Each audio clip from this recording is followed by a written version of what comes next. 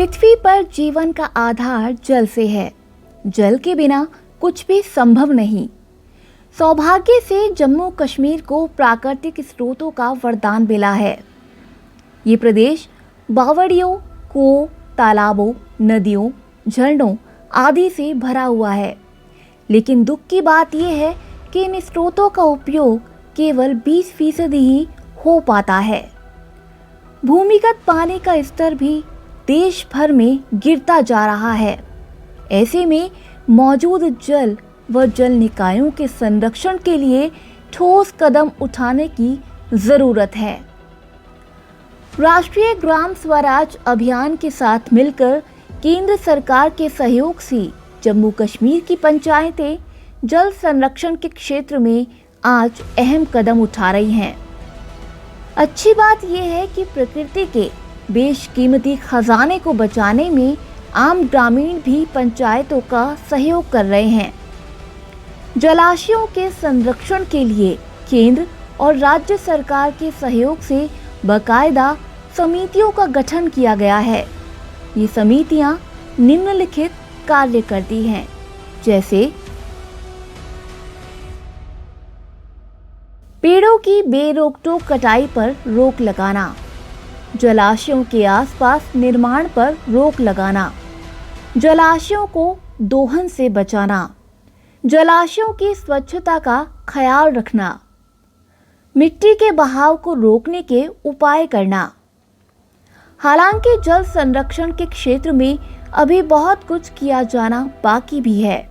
भारत में उपलब्ध जल संसाधन का आकलन करें तो ये बात सामने आती है कि हमारा देश इस समय कृषि उपयोग हेतु तथा पेयजल के गंभीर संकट से गुजर रहा है।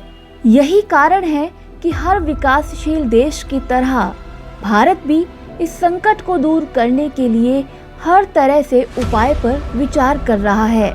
पंचायतों को चाहिए कि वो जल संरक्षण के मुद्दे पर 3 स्तरों पर विचार करें। पहला, अब तक हम जल का उपयोग कैसे करते आए हैं। दूसरा, भविष्य में जल का उपयोग कैसे किया जाना चाहिए। और तीसरा, जल संरक्षण हेतु क्या कदम उठाए जाने चाहिए। दैनिक जीवन में सामान्य अनुशासन का पालन करके भी हम जल संरक्षण के क्षेत्र में अपना महत्वपूर्ण योगदान दे सकते हैं, जैसे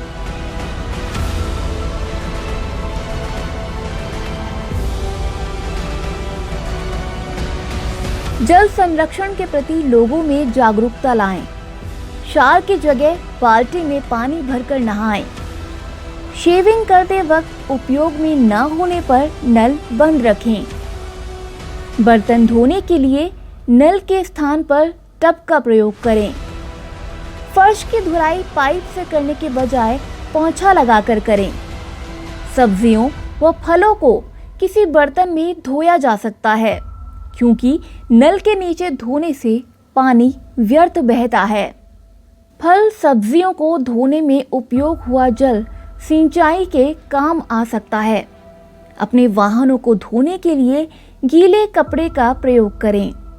बात जब जल संरक्षण की हो तो टोंटी से टपकने वाले बूंदों की बात करना जरूरी हो जाता है।